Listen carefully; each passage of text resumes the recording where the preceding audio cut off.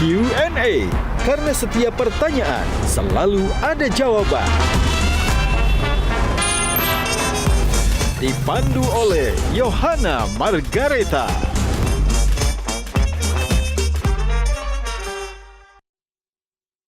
Dipersembahkan oleh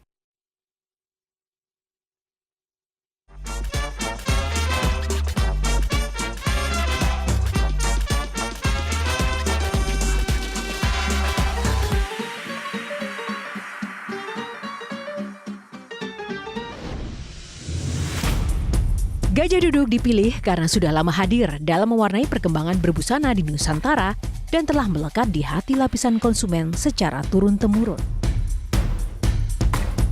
Perkembangan sarung sedemikian pesatnya sehingga sekarang tidak hanya dikenakan oleh pria sebagai outfitnya, karena kain sarung Gajah Duduk menawarkan kenyamanan yang sesungguhnya serta tidak bisa dibandingkan. Hal ini sesuai dengan tagline kita, Legenda Nusantara, bahwa sarung adalah budaya kita, sarung adalah Indonesia.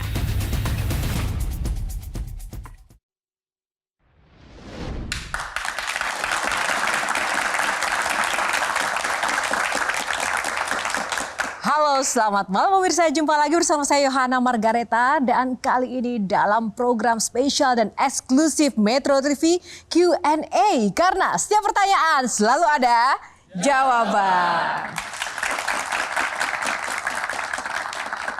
Selain para panelis dan juga para audiens yang luar biasa pada malam hari pemirsa, bintang tamu kita juga tak kalah spesial karena ini ada sosok yang luar biasa. Nah, kedatangan tamu spesial di panggung Q&A pada malam hari ini, dia adalah sosok yang sudah tidak asing lagi di dunia bisnis dan politik Indonesia. Ia dikenal sebagai pengusaha sukses yang telah memimpin berbagai perusahaan besar di Indonesia. Kemandiriannya dari usia dini menjadikan ia sebagai sosok yang visioner, inspiratif, dan tentu saja penuh dedikasi. Kontribusinya untuk bangsa juga sudah tidak diragukan lagi. Siapakah dia? Langsung saja kita akan undang dan sambut bintang tamu Q&A malam ini, Bapak Arsyad Rashid. Pak Arsyad, apa kabar? Pak, sebenarnya pertanyaan mendasar sekarang, kalau saya tanya sekarang, pilih jadi pengusaha atau mungkin di bidang politik, Pak? Oh, selalu pengusaha kan? Oh, selalu pengusaha. Kenapa, Pak? Emang ada pengalaman-pengalaman gimana nih? Enggak, maksudnya siapa namanya politik is good. Dan juga memang itu adalah bagian daripada proses kehidupan bangsa. Nah, tapi di sisi lain kan selama ini memang kehidupan saya adalah sebagai pengusaha. Dan dari situ kan kontribusi itu bisa dilakukan di mana-mana. Apakah di politik, apakah di usaha, di sosial, dan lain-lain. Tapi yang paling penting adalah bagaimana kita bisa memberikan, ya katakanlah, our kontribusi kepada yang namanya bangsa dan negara. Apapun itu bentuknya. Apapun ya, Pak? bentuk. Oke, kita gali langsung teman-teman semuanya. Siap ya Pak Arsyad ya? Siap. Siap, tepuk tangannya buat Pak Arsyad. Terima kasih. Ada 9 box. Woi. Nanti akan kita buka, di belakangnya akan ada topik-topik tentang seorang sosok Arsyad Rashid. Nah, para panelis dan juga teman-teman nanti akan ada pertanyaan dan kita ulas sama-sama tentang Bapak. Siap ya Pak? Langsung saja. Yang pertama, nomor favoritnya nomor berapa? 3. Oh, nomor 3. Tunggu. Kenapa nomor 3, Pak? Apakah ada kaitannya dengan pengalaman masa lalu? Nggak ada, bukan 1, 2, 3 itu adalah satu angka. Ya, kalau saya selalu membuat sesuatu, saya mengatakan ada 1, A, B, C. Gitu. Jadi bukannya karena apa-apa, tapi semua angka itu baik. Masa Pak? Benar. Benar. Semua angka baik, tapi yang tadi saya katakan bahwa setiap kali saya membuat suatu hal, pasti saya mengatakan, oke, perihal 1, ada A, ada B, ada C. Oh, pokoknya 3 poin utama. Oke, baik, tepuk tangan untuk Pak Arsyad. Langsung saja, kita buka box nomor 3 adalah what next. Nah, seperti isinya Pak, nomor 3 adalah what next. Nah, setelah kemarin Bapak masuk ke dunia politik sebagai ketua TPN ya Pak ya. Ya, namun mungkin takdir berkata lain, ya gagal. Kemudian ya bisa diartikan menjadi pihak yang kalah di kontestasi politik. Kemudian apa yang Bapak lakukan selanjutnya? Bapak nggak kapok, Pak? Buat saya tadi kan sesuatu hal itu kita manusia dalam proses bisnis, dalam namanya kehidupan, pasti ada kesuksesan dan kegagalan. Dan kita belajar dari kegagalan kita. Dan itu membuat kita akan lebih dewasa lagi. Terima kasih Pak. Ini Pak Arsyad ya. Ya. Saya ini penasaran nih, kan kita ini kan orang di luar tim ya. Pada saat itu sejarah politiknya Pak Arsyad nih berdiri di samping Pak Jokowi di tengah-tengah lautan relawan di GBK waktu itu. Kemudian terpilih sebagai ketua tim pemenangannya Ganjar Pranowo yang waktu itu juga Pak Jokowinya ada di situ. Dan saya yakin Bapak bersedia juga karena ada Pak Jokowinya. Pak Jokowinya pindah. Nah waktu itu tuh perasaannya apa Pak? Ini kan yang kita nggak tahu nih ya. Apa tuh perasaan? Loh kok dia kesana gitu? Gimana Pak perasaannya Pak? Pastinya kan gini, dalam suatu proses tadi kan, saya selalu percaya ini, saya lihatnya gini. Dalam hidup dan apapun yang saya kerjakan, saya percaya ada dinamika. Kita itu pastinya sering sekali kita menghadapi hal yang tidak pernah kita hadapi.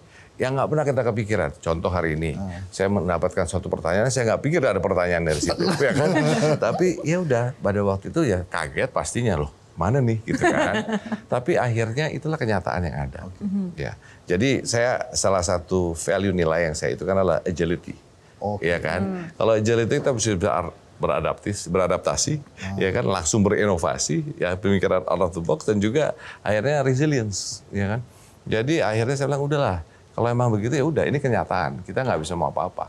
Tapi itu adalah proses kehidupan buat saya. Dan saya tadi bilang, kan setiap orang punya perspektif.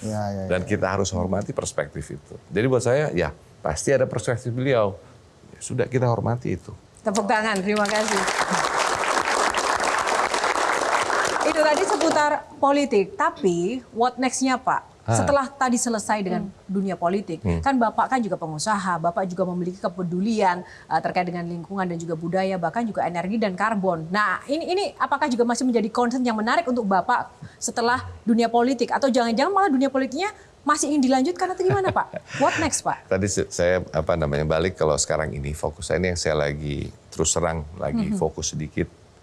Itu saya membuat satu gerakan yaitu yang namanya saya namakan 5P. Global movement. Jadi suatu movement global.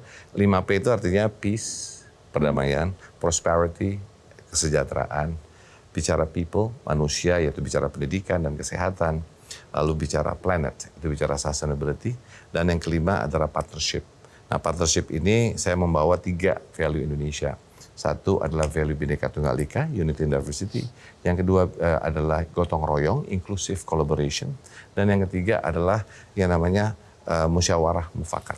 Nah, saya percaya bahwa penciptaan 5 ini penting sekali yang intercorrelated untuk melakukan ini. Jadi ini movement yang saya lagi lakukan. Nah, apa sih pertanyaannya? Karena saya melihat begini, sekarang ini di dunia, dalam perkembangan ekonomi di dunia pada saat ini, itu kayaknya kita semua lupa. Apa?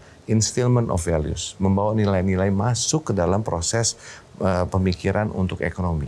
Kayak contoh misalnya, saya waktu itu saya bicara dengan EU misalnya, katanya 2030 produknya harus green. Bagus, itu sustainability. Itu sesuatu hal yang kita semua inginkan. Tapi pertanyaan yang saya lontarkan pada teman-teman di sana, saya tanya, saya bilang, kalau bicara itu untuk perusahaan besar mungkin mudah. Untuk perusahaan menengah, suatu tantangan yang sulit. Apalagi untuk yang namanya pengusaha kecil. Apakah demikian sekarang pengusaha kecil Indonesia tidak bisa menjual produknya ke Eropa karena belum tadi namanya green products? Dan pertanyaan saya selanjutnya adalah, is that human rights? Is it the rights of humans? Nah, di sisi inilah yang kita harus mengatakan bahwa waktu kita memikirkan sesuatu proses pengembangan ekonomi, we cannot leave anybody behind. Tidak boleh kita meninggalkan seseorang pun. Karena tadi kita bicara masalah sustainable development, sustainability, tapi kita mesti bicara kemiskinan. Nah, memang tidak mudah karena tadi kalau kita lihat ada pengusaha yang berbeda-beda, bahkan kita lihat sekarang banyak kemiskinan, pengangguran gitu, dan banyak sekali program-program yang kelihatannya memang diarahkan pada visi Indonesia Emas 2045 ya. Nah, memang yang menjadi pertanyaan adalah begini, banyak kegagalan yang dilakukan oleh entah itu departemen atau apa, untuk usaha kecil lah misalnya gitu, nggak maju-maju gitu. Nah, sekarang apa yang bisa dilakukan agar bisa terlaksana dengan baik untuk UKM dan juga usaha kecil menengah bisa naik kelas. Nah ini menarik gitu. Ada program-program yang saya rasa perlu disampaikan oleh Mas Arsad nih. Pertama gini, saya percaya bahwa selalu kita bicara Pancasila, ya, tapi secara ideologi. Saya melihat Pancasila secara ekonomi. Nah, kalau bicara Pancasila secara ekonomi, itu berarti namanya ekonomi gotong royong. Ya. Di sisi inilah kemajuan kita bersama, yaitu apa? Perusahaan besar sebuahnya kecil, gitu. Inilah nilai-nilai kita. Gitu. Tadi bicara bahwa sekarang ini bayangkan ya bahwa yang namanya menggerakkan ekonomi Indonesia itu kebanyakan UMKM. Ya. Bahwa fondasi ekonomi kita 90% itu sekarang UMKM. Nah, tapi unfortunately tanpa kita sadari, kita bicara UMKM. Ini yang paling banyak di Indonesia saat ini, 90% daripada pengusaha UMKM itu di mikro. Dan lebih lagi bukan hanya mikro, ultra mikro. Salah satu yang upaya yang saya lakukan, kebetulan alhamdulillah saya dipercaya masuk baru aja nih menjadi ketua, salah satu ketua di namanya Dewan Masjid Indonesia. Nah, di sisi ini saya coba membayangkan, saya bilang, apakah masjid atau tempat ibadah semua itu hanya untuk ibadah? Lalu saya bertanya lagi, kalau kita sudah punya masjid di mana-mana, apa nggak baik kalau kita lakukan di setiap masjid itu menjadi entrepreneur center? Di situ tempat di mana UMKM, teman-teman itu bisa menjadi tempat untuk belajar. Bukan hanya untuk beribadah. Karena apa? Nabi Muhammad juga seorang pedagang. Kalau kita ngomong dari Islam. Istrinya Siti Khadijah dahulu adalah pengusaha besar. Luar biasa. Nah, hal ini yang mungkin misalnya contoh. Saya katakan kita coba mengawinkan Kadin dengan tadi misalnya dengan masjid. Kita bilang, kenapa nggak jadi entrepreneur centers? Habis itu, dari situ menjadi plus point. Gitu kan.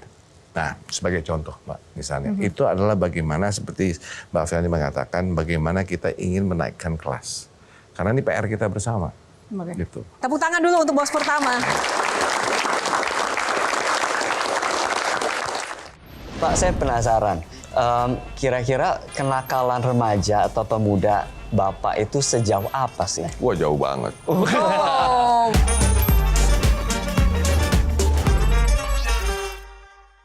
Dipersembahkan oleh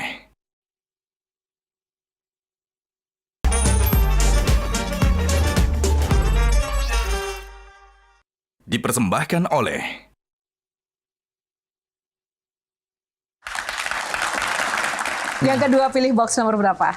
8. 8 ya, baik. Kita buka box nomor 8. Anak kolong, tepuk tangan anak kolong. Bapak adalah anak dari seorang anggota militer ya Pak ya? Dan seorang prajurit begitu.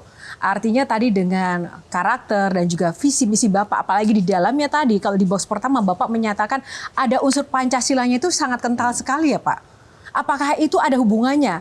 Karena Bapak adalah anak kolong Pak, anak seorang prajurit. Nggak tahu ya, tapi mungkin juga. Tapi intinya kalau ayah saya selalu mengatakan tuh sebetulnya lebih dari konteks manusia. Nah, ayah saya selalu bicara mengenai kalau bicara hari ini kerennya human capital, gitu. Karena buat ayah saya dan saya itu menjadi ini saya bahwa setiap orang yang kerja dengan kamu, kamu harus pastikan bahwa tadi dia bilang ngebul apa supaya bisa masak, jadi kan tempat di rumah nggak pusing, gitu. Dan memastikan kalau bisa mesti ada rumahnya. Ya, jadi bahwa memperhatikan human capital itu. Jadi makanya selalu mengatakan saya nggak mau bicara human resources gitu ya karena konotasinya itu sebagai biaya. Sedangkan saya mengatakan human capital itu dalam pemikiran sebagai investasi. Jadi manusia itulah sebagai investasi manusia. Nah itu mungkin kalau dibilang yang nilai yang ayah berikan pada saya pada waktu termasuk itu. Juga. Tapi yang paling keras ini masalah disiplin. Nah itu keras. Keras memang ya Pak ya. Termasuk bahwa mendorong Bapak itu udah mandiri di usia 9 tahun, itu sudah hidup sendiri begitu Pak? Iya, jadi waktu itu juga, tapi lucu nih, nanti saya cerita sedikit tentang apa komen saya setelah saya udah jadi dewasa, udah punya anak. Tapi pada waktu itu memang ibu dan ayah selalu mengatakan, kamu harus dewasa, kamu harus dewasa. Itu di otak saya terus dari umur kecil. Ibu selalu mengatakan, kamu harus dewasa, kamu dewasa. Nah akhirnya waktu itu memang saya, saya fortunate lah ya, saya di waktu itu di 9 tahun, saya di Singapura dititipkan pada suatu keluarga Arab di situ ya. Yang akhirnya sejak itulah saya mandiri sendiri di situ. Nah, tapi di sisi lain kadang-kadang waktu itu saya bilang sama ibu saya juga sih, waktu pas saya udah punya anak nih gantian, waktu saya punya anak, Bu, lihat cucu ibu umur berapa? 9 tahun kan. Tega juga ya, Bu. Tapi akhirnya saya juga bilang berterima kasih pada ibu saya. Kenapa? Karena mungkin saya nggak akan menjadi seorang Arsyad hari ini tanpa proses kehidupan yang saya lewati. Dan kemandirian itulah yang membuat saya tadi, I have to fight. Saya harus bisa. Saya harus bisa. Dan orang selalu bilang, pertanyaan selalu merasa, nangis nggak ya waktu ditinggalin? Saya nggak mau nangis. Saya nggak mau nangis. Karena buat saya, ini adalah perjuangan.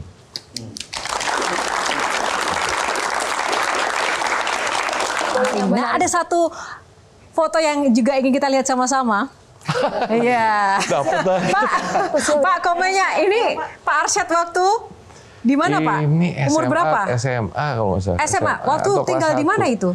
Kebetulan pada waktu itu setelah saya di Singapura, ayah saya dan ibu bilang, ayah bilang, Cat, itu Singapura tuh dekat, kamu sih yang lebih jauh lagi. Jadi waktu itu saya tinggal di asrama di Amerika. Oh, ini waktu di Amerika. Ini kok beda ya, Pak, dengan sekarang ya? Dulu Bapak memang suka kumisan ya, Pak? Kumisnya ya. Oh, berarti karena suka kumisan, biasanya kalau Menteri Olahraga itu banyak kumisnya ya. Cocoknya Menteri Olahraga. Oke, ada satu lagi. Kita buka. Loh, ini waktu apa, Pak? Bapak memegang minuman sendiri dibandingkan teman-teman. Ini kepala geng ya, Pak ya? Ketua gengnya. Enggak nih sama teman-teman zaman dulu tuh lagi zamannya rambutnya panjang-panjang kan. Jadi semuanya pada panjang-panjang gitu. Ini kalau nggak salah kuliah deh. Tapi waktu zaman kuliah, zaman sekolah itu Bapak selalu jadi leadernya gitu ya, Pak? Dari dulu terus saya suka organisasi. Jadi memang waktu di Amerika saya ikut Permias ya. Tapi juga akhirnya bikin sendiri. Dulu namanya ISC, Indonesia Sports Club.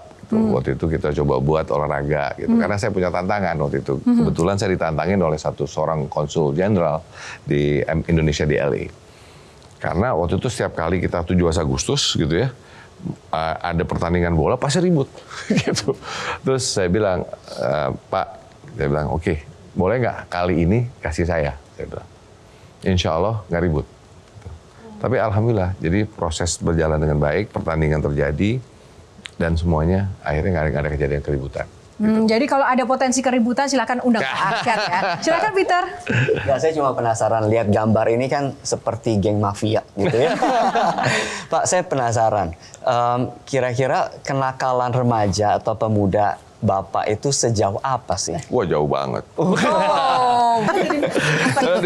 Enggak lah, kalau bilang tadi berantem. Ya. Berantem iya. Pernah berantem, pernah ini kita ribut, ya kan, sampai waktu itu kalau waktu di sana tuh kebetulan orang Indonesia sama orang Meksiko. Orang Indonesia sama ini gitu kan, Vietnam, segala macam. Menang nggak? Menang dong. Merah putih, Bos. Mohon maaf Pak, tapi kan sosok sekalem, setenang, semenghargai Bapak yang saat ini kita lihat, ini kan tipping iceberg Pak. Indah sekali kalau dipotret. Bagaimana dengan bagian bawahnya? Bagaimana dengan kegagalan Pak? Kegagalan apa yang pernah Bapak lewati atau alami yang akhirnya itu mengubah amat sangat hidup Bapak sampai akhirnya jadi kayak sekarang? Kalau dibilang kegagalan dalam hidup, sering saya mendapatkan kegagalan. Contoh, tahun 97 waktu itu. Waktu itu kita mengerjakan namanya jualannya waktu itu ini nih, mesin jualan untuk kartu kredit. Ya kan, yang jualan tau kan di mana-mana tuh ada kan kartu kredit. Nah, itu jualannya itu saya. Ini mesinnya ya, kalau kita sih konsumsi kartu kreditnya. Ini mesinnya nih. Jualan tuh. Terus sudah jualan, saya jual, wah seneng banget dapat kontrak dari satu bank gitu ya. Itu dapat, waduh, waktu itu mereka mau beli kalau nggak salah 12.000. Itu EFT POS namanya. Wah, seneng banget. Tanda tangan kita, tekeng. Waduh, seneng udah mau ini. Sebulan dari situ banknya tutup. Pada tahun 98, 97. Akhirnya, hanya suatu impian. Kontrak ditandatangani, kesuksesan ada di tangan, tiba-tiba hilang. Dan itulah kehidupan. Nah, proses hidup itulah yang saya belajar. Makanya tadi ditanya, berkompetisi, bicara gimana. Ya tadi, kita harus manage our ekspektasi kita. Harus jaga. Karena tadi, Kalau kita selalu naruh tinggi ekspektasi, pasti kita kecewa. Pasti kita Saya tanya, Pak. Mbak Dian dulu. Saya sih sebetulnya tertariknya karena Bapak tadi bilang umur 9 tahun sudah mandiri. Tapi kan langsung ke Singapura, langsung ke Amerika. Orang-orang akan berpikir bahwa, oh ini privilege. Umur 9 tahun tapi di Singapura. Anak kolong tapi di Singapura terus di Amerika gitu ya Pak. Ya. Gimana caranya kita yang nggak bisa ke Singapura dan Amerika gitu ya Pak dari umur kecil untuk bisa jadi mandiri dan leadership kayak Bapak sekarang ini gitu. Nah sebetulnya kan sama, kalau dibilang tadi itu hanya lokasinya saja. Jadi kan bilang waktu di Amerika misalnya, saya waktu SMA di sana, itu kan di asrama. Bisa aja di pesantren juga kan itu menjadi asrama. Ataupun asrama di sekolah dimanapun. Ya jadi dilihatnya dari konteks bukan tempatnya, lokasinya, tetapi proses kehidupannya. Ya. Nah jadi kalau ini buat saya sih, saya merasa adik-adik Gen Z, Gen A itu semua punya fighting spirit. Cuman sekarang ini bagaimana fighting spirit itu harus dibuat satu energi untuk ke sana. Percaya deh bahwa Tuhan itu maha adil. Kita tuh diberikan kekuatan, kita diberikan keahlian, kita diberikan semuanya. Leadership itu ada di setiap yang namanya manusia. Jadi jangan mikir bahwa, oh mereka gini, ini saya gimana. Jangan. Karena tadi, nah itu yang menjadi kalau kepercayaan diri kita punya tinggi, tadi, bahwa kita bisa resilience. Resilience itu penting sekali, kokoh, kita harus jalan. Gitu. Baik, sedikit saja sebelum masuk ke box selanjutnya, Bang Hensa, tadi apa yang ingin disampaikan? Alhamdulillah. Dapat giliran. Gitu. Pak, kenapa balik ke Indonesia sih? Sempat kepikiran nggak untuk stay di Amerika? Nggak Kan pernah enak. kepikiran. Nggak pernah pikiran. Kenapa, Karena Pak? saya selalu ingat bahwa saya ini datang dari Indonesia. Saya selalu ditanamkan bahwa ini kita, sejarah Indonesia itu saya tidak bisa pergi ke Amerika, saya tidak bisa di mana-mana kalau Indonesia tidak merdeka, Indonesia tidak bisa maju secara ekonominya. Saya harus membalik dong, balik kepada sini. Jadi buat saya, keluarga saya di Indonesia, semua di Indonesia, saya mau membangun Indonesia. Nah, tapi sekarang banyak juga teman-teman yang di luar negeri yang mengampu pendidikan yang tinggi, S1, S2, maupun S3 dari luar negeri, balik. Tapi tuh mereka ya mungkin ya bahasa sederhananya tidak dihargai karena sulitnya mencapai pekerjaan atau ada pekerjaan tapi tidak sesuai dengan kapasitas yang mereka sudah dapatkan. Akhirnya mereka menyerah dan balik lagi ke luar negeri. Itu bagaimana Pak? Betul. Kasihan teman-teman itu. Banyak teman-teman kita yang diaspora ya. Yang dimana mereka belajar misalnya di MIT, teknologinya tinggi dan segala macam. Akhirnya dia bilang, Pak, saya pernah ketemu dengan adik-adik itu. Nanya, Pak, mana Pak ya? Di Indonesia kan nggak ada ya. Contoh, banyak teman-teman dulu yang dulu kerja di namanya Nurtanio ya. Dulu kan kita ada tuh pesawat segala macam. Akhirnya waktu itu karena ditutup, mau kerja di mana lagi yang buat pesawat? Nggak ada di Indonesia. Akhirnya pindah kemana-mana. Nah, inilah tapi jangan dilupakan. Buat saudara-saudara kita di luar ini tetap merah putih loh. Hatinya itu ingin membangun. Cuman bagaimana kan mesti ada kehidupan. Mesti bisa menghidupi keluarganya. Nah, sekarang tugasnya kita. Nah, ini apalagi kalau kita sekarang sudah punya tujuan. Kan kita salah Pak Jokowi sudah mengatakan Indonesia Emas 2045. Yuk, kita anggap tujuan kita itu bersama. Nah, sekarang bagaimana nih kita mengembangkan itu? Makanya sama Mbak Afiani kita bicara nih mengenai peta jalan Indonesia Emas. Bagaimana? Karena kalau nggak ada guidance-nya jalan ke sana, bagaimana? Karena itu impian kita loh, sejahtera dan makmur. Oke, kita catat. Tepuk tangan. UKM ada masalah dengan daya saing. Usaha kecil juga demikian. Seperti apa sih sebenarnya kita meningkatkan daya saing itu? Misalnya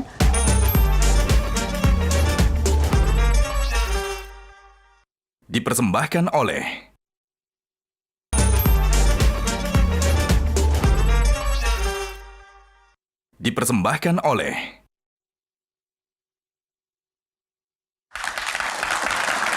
Kita masuk dulu box selanjutnya.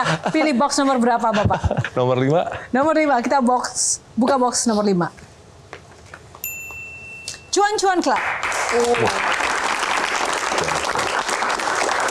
Bicara soal cuan, kita ingin kembali menggali sosok Pak Arsyad Rashid yang terpilih menjadi Ketua Kadin periode 2021 sampai 2026 ke depan ya Pak ya.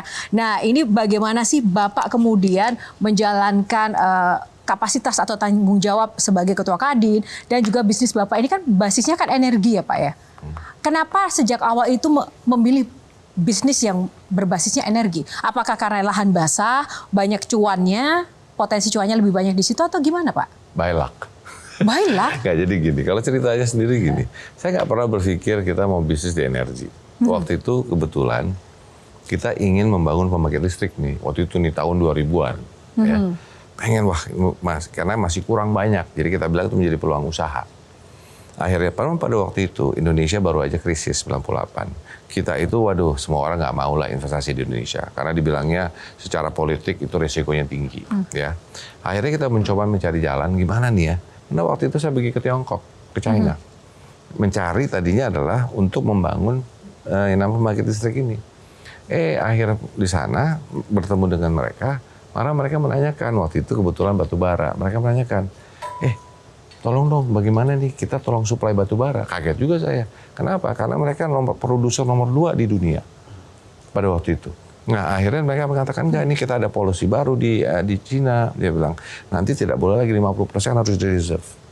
Itulah pertama kali bilang, oh batu bara ya. Udah, Anda gini deh, Anda cari batu bara kami beli. Nah itu yang saya katakan kadang-kadang dalam hidup ini, kita nggak tahu kita mau jalan kemana. Kadang-kadang kita semuanya memang ada yang kita bisa rencanakan, tapi akhir-akhirnya hanya Allah yang Tuhan Maha Esa yang tahu rencana hidup kita. Menarik sekali Pak. Nah kalau Peter gimana? Ini juga juragan cuan dan juga usaha nih. Ya Pak, ada quotes yang bilang kita jangan bekerja untuk uang yang bekerja untuk kita, ya kan? Jadi salah satunya lewat investasi yang produktif. Nah saya pengen tahu Pak Arsyad ini ketika memilih investasi apa saja yang dilihat biasanya, gitu ya. Itu satu. Yang kedua, kalau saya nih pengen minta investasi dari Pak Arsyad, tipikal founder seperti apa yang dilihat oleh Pak Arsyad? Konsultasi pribadi nih. Colongan nih ya, silakan. Colongan. Jadi 2 pertanyaan ya. Pertanyaan pertama kan tadi, yang pertama tadi recall sedikit. Bisnis apa? Bisnis apa? Oke. Nah bisnis apa itu kalau buat saya segini. Saya selalu balik kepada kebutuhan manusia. Saya suka ngeliatnya itu. Jadi kalau kita bicara kebutuhan manusia apa sih? Saya selalu lihat pertama adalah food. Food. Cocok nih Pak kita Pak. Ini lihat dari sisi misalnya makanan. Tapi ujungnya makanan ini kemana? Ya kan? Dari sisi pertaniannya misalnya dan lain-lain. Karena apa? Itu pasti dibutuhkan terus. Ya namanya orang makan terus kan? Betul. Gitu. Itu satu, kebutuhan. Yang kedua, pasti manusia butuh yang namanya mesin-mesin untuk membantu. Mesin itu perlu apa? Seperti kalau manusia makanan, ini energi. Ya kan? Apa? Bermacam-macam energi yang ada. Pasti selalu dibutuhkan. Nah jadi kalau ditanya tadi investasi apa? Saya selalu melihat apa yang dibutuhkan. Nah dari sisi itu saya lihat pada hari ini trennya apa? Kedepannya bagaimana? Pertanyaan kedua adalah bagaimana? Orangnya apa yang buat saya CEO-nya penting, pemimpinnya penting. Oke. Jadi saya selalu melihat pertama nilai-nilai dulu, values. Jadi orang selalu bilang kenapa? Buat saya itu kunci utama daripada seseorang itu. Saya selalu menilai value-nya dulu karena makanya selalu bilang kalau buat bisnis itu, waktu kita buat bisnis plan selalu dipikir visinya gimana, misinya bagaimana. Saya bilang bukan hanya visi dan misi, tapi juga nilai-nilainya, values. Jadi buat saya itu penting. Jadi saya melihat bagaimana nilai-nilai dipegang, values-nya bagaimana, lalu saya melihat selalu apa yang sudah dilakukan. Ya, apa yang sudah lakukan berarti bukan yang gagal pun nggak apa-apa. Tapi saya pengen tahu, saya ingin bercerita, saya pengen undang apa sih yang Anda pernah ini kan. Ya, dari sisi itu setelah itu saya mengatakan kalau misalnya saya selalu mengatakan ini, oke, kalau gitu 5 tahun dari sekarang apa yang Anda bayangkan? Sebagai apa Anda? Gitu. Nanti ada jawabannya kan, gitu. Nah, jadi buat saya sosok seorang pemimpin penting. Ya, karena apa? Perusahaan itu adalah manusianya. So leadership of the leaders itu penting sekali. Jadi saya selalu lihat itu dan saya lebih lihat juga yang gigih, yang mau kerja keras, yang tanpa maling. Ya itu. Dengan begitu saya memastikan bahwa dalam konteks yang saya pikir kalau udah ada nilai-nilainya itu menjaga yang namanya governance. Yang kedua dari sisi tadi knowledge karena tadi mau belajar terus dan segala macam atau titik kekokohannya dia pasti terus akan mengejar untuk itu. Nah itu yang menjadi buat saya penting sih. Yang saya lihat. Kayaknya apa yang Pak Arsyad katakan ini ada di depan mata, Pak. Masih. Ini pertanyaan selanjutnya saya tinggal kemana, Pak? Tapi Pak, saya juga nyambung, Pak. Oke, Pak Dian. Karena saya juga sama dengan Peter, kita bergerak di bidang social enterprise. Jadi bekerja untuk profit, tapi juga pengen punya purpose berdampak ke masyarakat. Dan rasanya di Indonesia ini ada puluhan juta usaha kecil dan mikro malah ya, yang banyak fokus ke pengen juga membuat values dan punya dampak ke masyarakat. Tapi di satu sisi harus cari uang, Pak. Betul. Dan mencari uang dan membuat dampak ke masyarakat tidak semudah omongan motivator kan ya Pak ya, gitu. Teori itu gampang. Makanya saya senang Pak Arsyad karena Bapak memotivasi tapi juga you walk the talk. Nah sekarang when it comes to bagaimana mencari profit dulu atau purpose dulu atau values dulu, kan kadang-kadang valuesnya kalah nih Pak sama kita harus cari uang gitu. Gimana Pak memanage ini? Apalagi Bapak di energi ya Pak ya? Tapi saya koreksi dulu. Saya membedakan bahwa saya mengatakan bahwa saya tetap kita bisa megang nilai-nilai untuk kita dapat cuan, menurut saya gitu ya. Tapi bahwa tadi kalau kita bicara social work, itu yang memang menjadi challenging. Ya, bagaimana menggabungkan suatu sosial sama bisnis. Padahal tadi kalau saya bicara dari Pancasila ideologi, saya katakan ekonomi Pancasila, bukan kapitalisme, bukan sosialisme, tapi di tengah-tengah. Ya, itu adalah social enterprise, bahasa keren hari ini gitu kan. Nah, jadi kalau bicara mengenai hal itu, pastinya kita harus berpikir bicara profitability. We have to think about that. Kenapa? Kalau nggak bisa sustainable, tidak bisa hidup, ya kan? Nah dari sisi itu, jadi pertama nilai-nilai untuk kita berusahanya, ya kan? Baru kita bicara usaha apa nih yang bisa kita lihat. Kita harus lihat realistically bahwa harus yang profitable, nggak bisa enggak gitu. Ini ya sekarang ada namanya katanya winter tech ya apa namanya. Balik-baliknya adalah sebetulnya itu masalah fundamental. Balik-balik lagi, let's go back to basic deh. Bahwa profitability itu penting. Jadi apapun usaha kita harus memiliki profitability-nya. Karena itu adalah usaha. Nah dari situlah baru kita bicara bagaimana social impact yang kita bisa lakukan dan lain-lain. Tapi we have to be realistic. Baik, Mbak Afi silakan. Ya. Jadi kalau kita lihat apa yang disampaikan Pak Arsyad itu adalah melihat demand side. Nah, kita kadang-kadang suka lupa. Pokoknya produksi aja dulu, soal demand belakangan gitu. Betul. Tapi apa yang disampaikan tadi kan lihat demand dulu baru produksi gitu. Nah, saya rasa ini yang menjadi pelajaran juga buat para pengusaha. Tidak melihat produksinya dulu tapi lihat demand, itu satu. Yang kedua juga ada isu tentang daya saing, ya kan? Kita ini kan punya problem dengan daya saing. Jadi kita ingin melarang impor tapi kita sendiri belum punya daya saing. Nah, sehingga terjadi benturan antara daya saing. Nah, jadi ibaratnya UKM ada masalah dengan daya saing. Usaha kecil juga demikian. Nah ini mungkin PR-nya buat Mas Arsyad, seperti apa sih sebenarnya kita meningkatkan daya saing itu, misalnya mengkolaborasikan pengusaha besar dengan pengusaha kecil. Nah gimana pemikirannya nih Mas Arsyad? Boleh singkat ya Pak? Ya, pertama kalau bicara tadi, saya setuju sekali bahwa yang kita harus lakukan adalah capacity building terhadap teman-teman, saudara-saudara kita di mikro, small, dan juga yang menengah. Karena tadi kapasitas building untuk mengerti mengenai pasar, bagaimana untuk bisa berusaha lebih baik lagi, ya. Nah, terus tapi di sisi lain tadi Mbak Fianis bicara mengenai bagaimana yang besar bantu yang kecil itu harus. Jadi contoh di Kadin kita punya program namanya Inclusive Closed Loop Model, yaitu apa? Misalnya seorang petani, ya. Seorang petani itu harus diajarkan, ya, dilakukan pendampingan. Bagaimana pupuknya, bagaimana menyiramnya, bagaimana caranya itu. Nah itu satu hal. Yang kedua aspeknya adalah pasar yang tadi katakan. Bagaimana kita membuka akses pasar ataupun melakukan off-taking terhadap apa produksi ini. Dengan sendirinya kalau ada dua ini, uangnya akan datang. Kenapa? Si orang yang namanya lembaga keuangan tuh takut dengan resiko. Resiko aja dipikirin. Dia nggak akan karena masalah risiko. Tapi kalau sudah ada pendampingan, lalu diberikan akses pada pasar. Nah disinilah yang mengana bicara yang besar yang kecil. Yang besar harus bisa membantu yang kecil. Karena tadi balik ekonomi kita, ekonomi Pancasila. Yaitu gotong royong. Makanya di Kadin tadi kita mendorong namanya Inclusive Closed Loop Model untuk yang tadi. Nah ini menjadi model yang harus kita lakukan di Indonesia. Gitu. Ini yang kita push dan pengusaha-pengusaha semua sangat sepakat dan setuju untuk atas gerakan ini. Terima kasih Pak. Kalau Tapera ini investasi bukan ya? Tabungan pemotongan rakyat ya? Tabungan apa? Perumahan rakyat atau pemotong.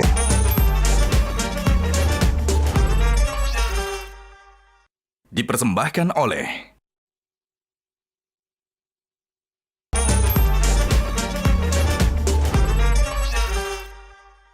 dipersembahkan oleh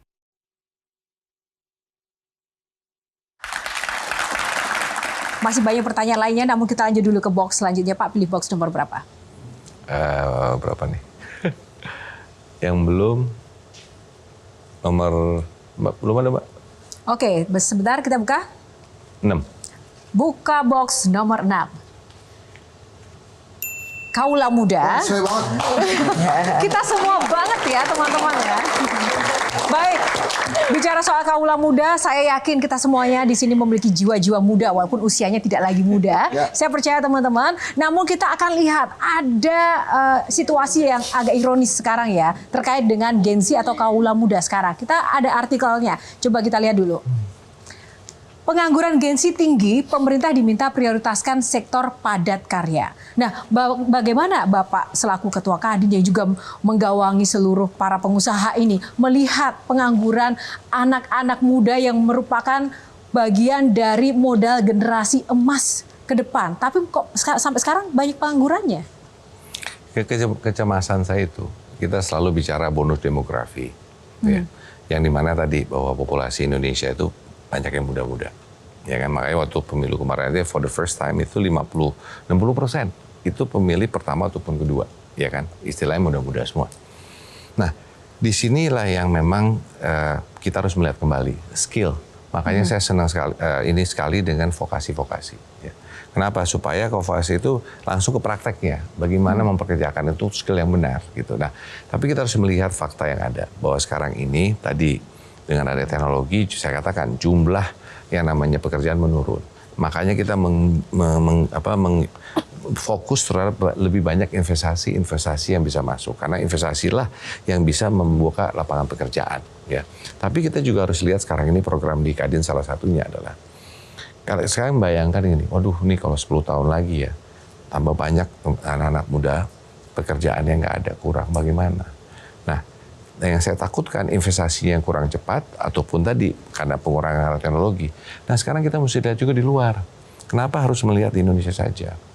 Di luar itu banyak negara-negara yang demografinya itu senior, tua-tua. Nah ini menjadi suatu kesempatan. Jadi ada program yang namanya misalnya contoh Mari Kita Bekerja dan lain-lain. Itu apa? Untuk adik-adik bisa mencoba bekerja di luar. Nah ini kita lagi buat pilot project. Nggak mudah. Tapi sekarang ini sudah banyak negara yang membutuhkan yang namanya skill-skill dari Indonesia. Kita lihat sekarang dari skill yang ada di Indonesia, kita lihat di luar. Oke, butuhnya apa skillnya? Sekarang kita lihat dulu apa yang adanya. Kita lihat skill yang ada ya udah. Bekerja di sana. Kenapa? Bagus kok mengeksplorasi, nambah pengetahuan, berhubungan dengan apa namanya istilahnya dengan orang-orang yang ya ada yang bule, ada yang Jepang, ada yang China, dari mana-mana gitu kan. Dan ini membuka suatu sebuah knowledge base yang baru gitu. Nah jadi tadi yes kita harus sekarang bagaimana mencari solusi untuk yang namanya bonus demografi tadi. Ini kan tentang generasi muda ini kan memang tantangannya luar biasa ya Pak ya. Tapi saya mau mengajak lebih maju lah. Itu kalau generasi muda, Pak Arsyad menyarankan, ini kita bicara generasi muda yang sudah bekerja yang produktif. Itu mereka investasi lebih baik dalam bentuk falas atau emas, Pak? Pribadi nih. Investasi di mana pun baik. Tapi yang paling penting adalah memastikan investasi itu memang yang diketahui oleh pemerintah. Misalnya kalau investasi itu OJK, pastikan dicek dulu, jangan main masukin duitnya, tuh duitnya hilang, bodong, kan itu. Kalau Tapera ini investasi bukan ya? Tabungan pemotongan rakyat ya? Tabungan apa? Perumahan rakyat atau pemotong? Pertanyaan kalau bicara Tapera, pertanyaan ini kalau buat saya lihat ini dulu. Kalau bicara spiritnya saya setuju, spirit ya. Kenapa?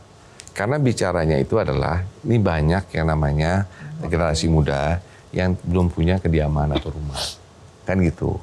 Yang dimana waduh gimana nih kita membangun rumah-rumah ini dan supaya tadi bisa yang affordable, yang bisa gitu kan. Karena yang ini. Nah itu ide spiritnya itu supaya semua orang Indonesia punya rumah. Kurang lebih itu spiritnya ya. Nah sekarang dari spiritnya pertanyaan mendasar sekarang saya mengatakan ditanya setuju atau tidak, saya bilang gini, spiritnya saya setuju. Tetapi yuk harus kita lihat kembali apakah pertanyaannya. Ya, pertama adalah ini Tapera ini mau diapain? Cara bekerjanya bagaimana? Ya. Ada jaminan nggak itu rumahnya ada? Nah, jaminan itu apa programnya nanti pendanaan ini mau bagaimana misalnya gitu. Lalu apakah sudah dibicarakan sebetulnya gini? Apakah kan banyak ini BPJS dan lain-lain. Kalau lihat lagi ada nggak memang fungsi rumah di situ juga pada waktu itu. Nah ini kan kita harus bicara dengan pengusaha, bicara dengan pekerja. Mungkin banyak yang kaget menurut saya. Karena sudah pernah diajak bicara nggak sih Pak untuk kelompok para pengusaha ini soal Tapera ini? Apa namanya? Karena sudah diputuskan. Betul. Nah tadi bahwa kadang-kadang kita dalam proses dalam apapun dalam hidup ini kadang-kadang kita memutuskan sesuatu, ya kan? Kadang-kadang ada yang benar ada yang salah, ya kan? Ada yang harus kita koreksi, ya oke. Nah buat saya bilang tinjau ulang, kita lihat kembali, ditempatkan. Saya tahu teman-teman masih banyak ya yang ingin disampaikan dan ditanyakan ke Pak Arsyad, namun sayang sekali waktu kita terbatas. Saya akan langsung saja kepada para panelis. Saya tidak ingin ada pertanyaan, tapi titipan pesan apa ke Pak Arsyad tentang harapan-harapan yang ingin kemudian bisa dicapai begitu untuk kemajuan Indonesia ke depan. Silakan melalui sosok Arsyad Rashid sekarang. Silakan dari Peter dulu. Iya, sebenarnya saya ingin mensimplify pertanyaannya Pak. Bapak ingin dikenang oleh bangsa Indonesia sebagai seorang apa Pak? Tadi kan kita lihat kayaknya Bapak pinter bicara juga nih, ada bakat politiknya juga nih sebenarnya kayak mana nih. Ya. Tapi juga seorang pengusaha handal juga. Tapi sosok spiritualnya juga cukup kuat. Multi talenta ya? Multi talenta gitu ya. Jadi sebenarnya Bapak ini ingin dikenang oleh bangsa Indonesia kelak ini sebagai apa? Kalau pengen boleh dong cita-cita. Boleh. Sebagai Bapak Ekonomi Pancasila. Wow. Langsung on point, Bapak Ekonomi Pancasila. Kita dukung nggak ya teman-teman? Dukung dong. Dukung. Oke, kalau Shirley silahkan. Sekarang yang paling kami rindukan sebagai anak muda adalah contoh Pak. Teladan, inspirasi. Teruslah menjadi inspirasi Pak. Mantap. Harapan saya sih, karena saya juga pelaku UKM dan rasanya punya values yang sama, harapannya memang bisa mendorong untuk ekonomi Pancasila tadi, bahwa lebih banyak lagi usaha-usaha sosial yang berdampak dan memiliki profit ya Pak ya. Pak Riani, setuju nggak Pak Arsyad ini menjadi Bapak Ekonomi Pancasila? Sangat setuju. Kenapa? Karena mikirin 99% angkatan kerja yang saat ini sedang dalam kesulitan, tidak dalam kondisi yang baik-baik saja. Dan ini yang harapannya Indonesia Emas 2045. Sukses Pak. Bang Hensat. Ini tadi kan ada cuan-cuan klub. Terus Pak Arsyad tuh jadi ketua panahan, emang ada cuannya Pak? Jadi ketua panahan. Kenapa panahan Pak? Memanah itu melakukan fokus, konsentrasi, menuju satu poin. Nah, buat saya, kita ini harus fokus. Fokus bekerja, fokus untuk ini, kerja keras. Nah, itu yang mengatakan buat saya, panahan itu adalah to get the target dan fokus untuk mendapatkan itu.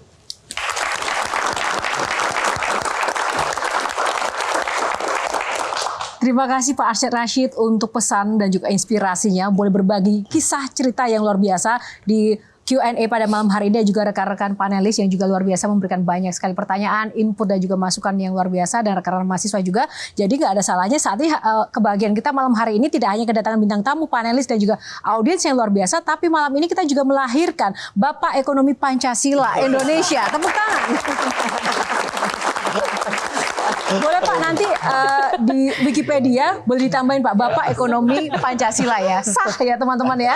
Sah. Terima kasih Pak Arsyad dan juga terima kasih semuanya. Terima kasih rekan-rekan dan para pemirsa. Terima kasih Anda sudah setia bersama Q&A dan menyaksikan episode kali ini. Semoga bermanfaat dan juga menginspirasi Anda dimanapun berada. Dan tak lupa terima kasih juga untuk Sarung Gajah Duduk, legenda Nusantara yang ada tulisan Arabnya, yang telah menyediakan baju yang saya pakai pada episode kali ini. Atas nama kru yang bertugas, saya Yohana Margareta undur diri, karena setiap pertanyaan selalu ada jawaban. Sampai jumpa lagi.